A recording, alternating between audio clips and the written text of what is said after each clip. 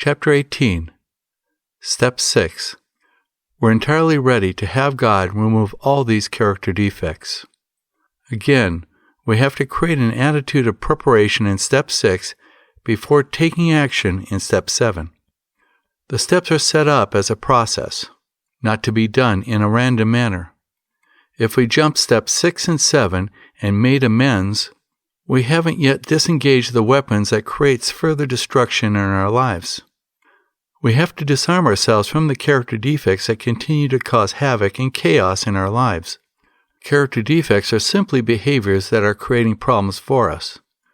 We may have some reservations here because, again, control is something we struggle in giving up. If I let go of my character defects, what will I have left? I stood silently in fear the first time I heard this step. I thought of an image of myself being mindless, giving away recovery literature on the street corners. At first I thought, if I gave up all my character defects, there wouldn't be anything left. I don't think any of us have the ability to let go of all of our character defects. Let's face it, some of them are just too much fun. No one is going to turn us into someone we don't want to be. Yes, we have the ability to change our relationships with others, but that is always our choice. In the first years of looking at this step, I was plagued with my old religious upbringing, waiting for some type of miraculous event to occur that would change my life. I was waiting for the burning bush to occur in my life, and it never happened. God isn't going to reach down and pluck out my character defects. It would be nice if it were that simple, but it isn't. Part of my awakening is letting go of my view of the world is changing, because the rules that I set for my actions in relation to others are changing. My ability to see the world clearly had begun by changing my playgrounds and playmates. In recovery, through our interactions with peers at 12-step meetings, we build a network of true friends. Real friends tell us what we want to hear. This network of support offers us insight into our actions. By hanging around smarter people, we get smarter. This new insight brings out the flaws that have been coming to the surface as a result of working the steps, and in my activities in 12-step meetings. Again, the old adage that if one person tells me I got a tail, don't worry about it. But if 2 or 3 state it, you better turn around and look and see if it's wagging. Our emotions have awoken. So when we act out on one of our less enduring traits, we are struck with shame, guilt, remorse for our actions. We feel sick to our stomachs and sometimes mumble out the words, "I'm sorry." We may get frustrated that our character defects are causing harm in our new relationships in recovery. We may try to suppress our character defects, and it comes out like a large sandwich being squeezed together. The contents of our behavior, like the sandwich, starts to ooze out in a sideways manner. We may try to hold back our behavior, but we find ourselves stumbling over and over again on some of the more negative traits. We are on a course of clearing the obstructions that are cluttering our path in recovery. We see these behaviors as unflattering and try to immediately discard them. But like an annoying hiccup, it keeps coming back. By being in recovery and changing these behaviors, we find that there is a course of action to be followed, which we will discuss in this step. Remember, this step is a preparation step, to gain awareness and willingness in preparing for change. We need to remember the tools we learned earlier in the steps. Step 1, I can't. Step 2, we can. And Step 3, let's do it. These principles give us the tools necessary to truly negotiate the changes required for the rest of the steps to work. Yes, we start off with the basic skills and put them into action. And as we work through each step, we build more awareness and confidence.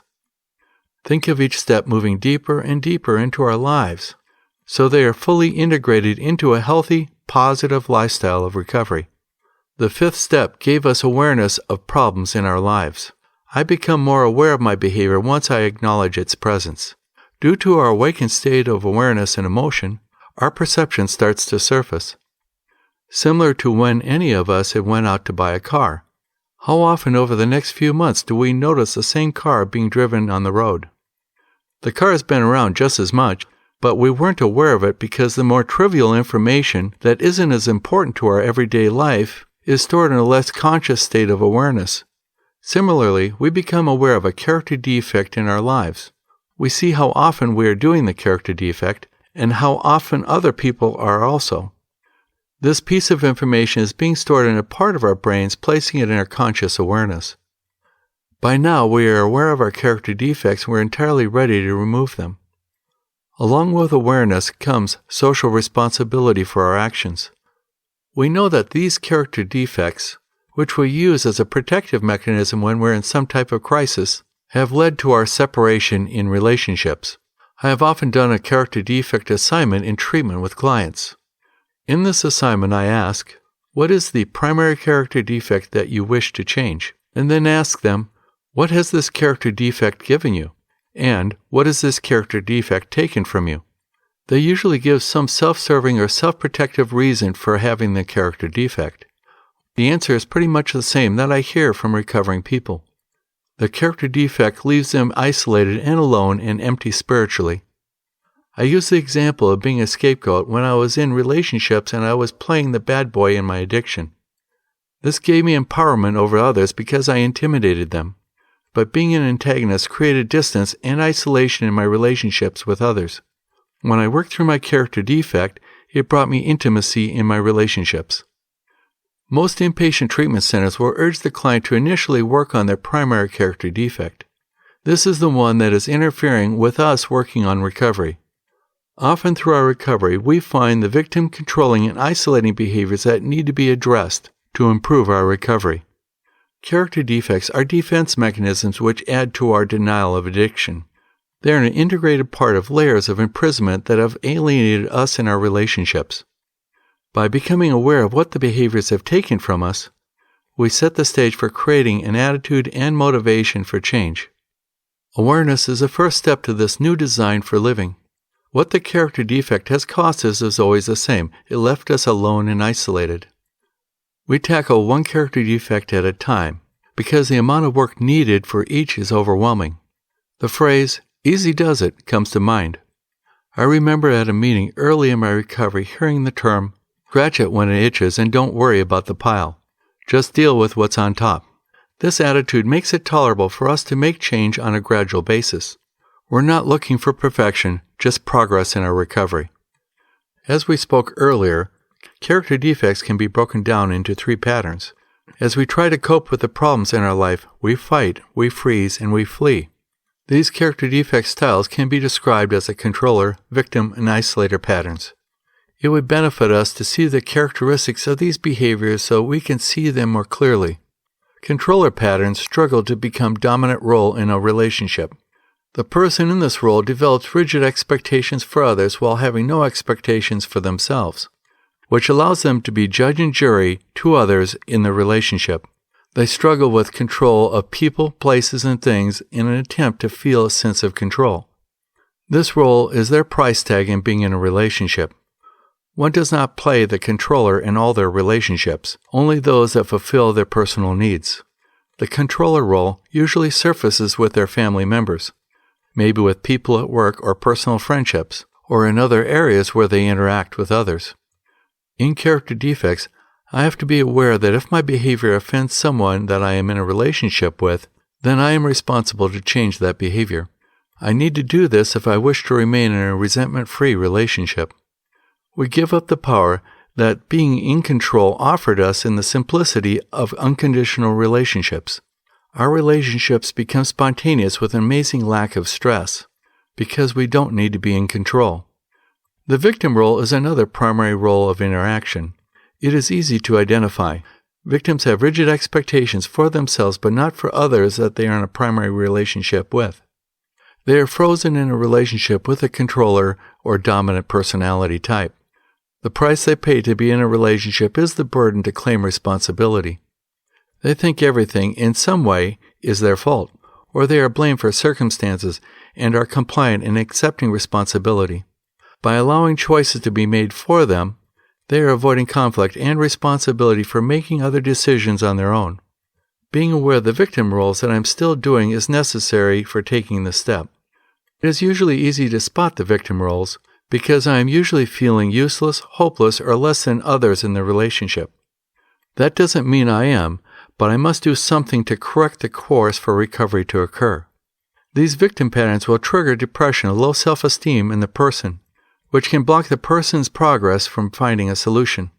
Acknowledging a violation of your personal boundaries, being abused or victimized, will often trigger shame or embarrassment. These feelings cause a person to shut down. It might help to take smaller steps by talking to a sponsor or a counselor about the circumstances. Yes, if we move from a pattern of victimization, as a guardian of our own recovery, it is necessary to reach out for help from others. I've seen people flip-flop from being a controller in their family, friends, and social interactions to becoming a victim. Due to the guilt and shame about their actions, they switch to moralizing about their behavior, making themselves out to being bad people. Another example is where the family weren't able to let go of their long-term resentments towards the alcoholic or addict in their life. The addicted person had stopped using and came into recovery. However, family members continued to believe that they were using and dishonest, placing them in the scapegoat role. When this occurs, it is important for the person in recovery to have patience with their family. Because we have done harm in the past, they have reason to be suspicious. With the assistance of a sponsor, counselor, or friends in recovery, we have the tools to bring our lives into perspective. I am responsible for what my actions are in my relationships today. The others we may have harmed may take time to heal. Isolating character defects are ways we keep our actions hidden from others. We develop methods of avoiding conflict, but it also causes us to avoid intimacy in our relationships. This person uses fantasy, physically withdrawing from others, or using other manners of escapism. Some examples are through playing video games, watching TV or movies, reading, using the internet, or other time-consuming activities. Of course, we all use these as casual forms of entertainment, but these individuals use them as a primary preoccupation to escape relationships. Procrastination is a simple concept of avoidance that is self-indulging by not doing anything. These behaviors are one of the biggest traps that trigger relapse. For example, we stop going to meetings or calling our sponsor. We find excuses to avoid intimate conversations by changing the subject or using humor to switch the focus. Another form of escapism is working all the time. We call these people workaholics, and the gratification that one gets is the monetary benefit and control. These people know how to function on a job, but are full of the inadequacy of dealing with everyday life. They feel more in control on the job than in their real life. I'm not telling you to quit your job, but a person needs to have balance in their relationships with people who bring meaning in their life. Using disassociation, the addict flees from relationships with others through fantasy or sometimes even physically distancing themselves in relationships. In a defense mode of self-protection, they simply detach from interpersonal relationships. For instance, a client named Larry said he had been quiet but angry inside since childhood. It turned out that he had a long pattern of dominant foster parent controlling him. As an adult, Larry married an addict who was outwardly abusive towards him. But he was able to manage the household. Larry was functioning at his job, maintaining an income and paying his bills. He used pot and alcohol as an outlet for stress and his addiction. Larry was prone to character defects of isolation, in which he worked through with continued individual counseling after he got through treatment.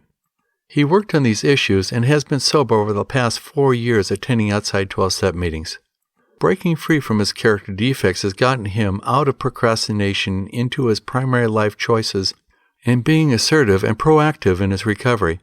In working this step, most of us will be able to become aware of our controlling, victim, and isolating character defects in our lives. Our job is to acknowledge them and to recognize the impact it had, not only on our lives but on others around us. This awareness comes about by using the resources to our disposal in the relationships we have built as part of our recovery.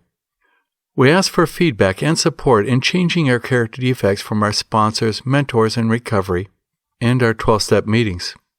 Their feedback acts as mirrors to our most hidden behaviors. The strength we derive from others and our higher power brings us clarity of mind. We demonstrate courage to admit our mistakes. By admitting our character defects, we demonstrate the ability to change. Making amends isn't necessarily saying, "I won't do it again." It is our acknowledging of the impact our actions have had on someone else and our willingness to apologize for our behavior. This in itself is a step towards recovery. It reinforces our newfound values. We write down our character defects that continue to affect our lives and review them with our sponsors, counselors, and others in 12-step recovery. Also, the 4th step is an excellent resource to reflect on the patterns of our character defects and how they had been anchored in our life. With this information, we see more clearly how they played out in our everyday lives. Your 4th step can be handy as a tool not only for your 6th step, but also for the 8th step. Again, this is a formula that can be used to review our character defects in our lives today. Our relationships with family, relationships with friends and acquaintances, relationship to our physical needs, relationships based on sexuality, relationships based on society, relationships in public, and relationships based on spirituality. Details found in Step 4. Using the 6-step worksheet available at www.treatmentguide4u.com, we get feedback from others as they serve as mirrors in reflecting our actions. We have found understanding and patience from others in recovery. The effort we have taken in interacting with others about this step has brought encouragement and hope. Our sponsors and others in program emanate the character assets we are working to achieve. We see hope through the success of recovery, which we see in the eyes and life of those at meetings. We have made a thorough effort to become aware of our character defects and prepared to move on to Step 7.